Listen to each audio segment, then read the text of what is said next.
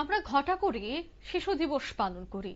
আমরা বর্তমানে শিক্ষিত সমাজে রয়েছে, কিন্তু শিশু দিবস শিক্ষিত সমাজ আজকে আমাদের এখনো পর্যন্ত শেখাতে পারলো না কিভাবে শিশু শ্রমকে রুখতে হবে, বা শিশুদেরকে শ্রমিক না বানিয়ে তাদেরকে শিক্ষার মানে এগিয়ে নিতে হবে।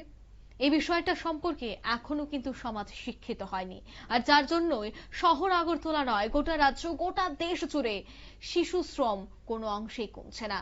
শিশু শ্রমের অভিযোগ বারবার উঠে আসছে। ঠিক তেমনি শহর আগরতলাতেও কিন্তু আজ দেখা গেল যে শিশু শ্রমের বিরুদ্ধে বিশেষ অভিযান চলে, আর সেই অভিযানে ফাস্টফুডের দোকান থেকে শিশু শ্রমিকদের উদ্ধার করা হয়। রাজধানী আগরতলার শিবনগর এলাকা থেকে আজ উদ্ধার করা হয়েছে শিশু শ্রমিকদের। শ্রম দফতর এবং চাইল্ড ওয়েলফেয়ার কমিটির যৌথ উদ্যোগে চলে এই অভিযান, যেখানে বাচ্চাদেরকে দিয়ে কাজ করানো হচ্ছে। সে সমস্ত দোকানের মালিকের বিরুদ্ধেও ব্যবস্থা গ্রহণ করা হচ্ছে। এই বিষয়ে শ্রম দফতরের জয়েন্ট কমিশনার বিনয় ভূষণ দাস কি বলছেন শোনাবো। একটি শিক্ষা অনুসারে কোনো 18 বছরের নিচে কোনো বাচ্চাকে কোনো শ্রমের কাজে নিয়োজিত করা যাবে না। সেই ক্ষেত্রে আমরা কিছুদিন আগেও আমরা অ্যাওয়ারনেস ক্যাম্প করেছিলাম, সচেতনতা শিবির করেছিলাম।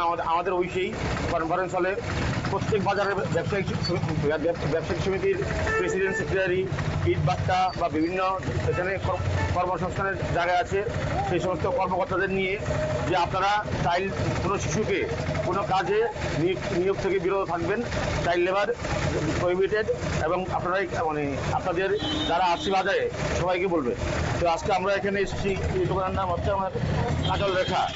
এই দোকানে একটা বাচ্চা দীর্ঘদিন ধরে কাজ করছে, এবং আমাদের লেবার ইন্সপেক্টর আছে, লেবার অফিসার আছেন বাচ্চাবাবু, ওনারা আগেও এসেছেন, এসে দোকানের মালিককে বুঝিয়ে গেছেন, ওয়ার্নিং দিয়ে গেছেন যে আপনারা বাচ্চাটাকে এমপ্লয় করবেন না, সে এখনো মাইনর। কিন্তু তারপরেও এই দোকানের মালিক এই বাচ্চাটাকে এখানে দোকানে কর্মরত রেখেছেন। আমরা এসেছি এখানে, এটা অলমোস্ট হ্যাজার্ডিয়াস, এখানে স্টোভ আছে, গ্যাস আছে, হ্যাঁ, একটা ফাস্টফুডের দোকান, এখানে রাখতেই পারেন না। তো সেক্ষেত্রে উনি এই আইনটা ভঙ্গ করেছেন। আমরা ওনার বিরুদ্ধে আইন অনুসারে এবং অনারেবল সুপ্রিম কোর্টের ডাইরেকশন অনুসারে এফআইআর করব। সেখানে 1 বছরের জেলের প্রভিশন আছে।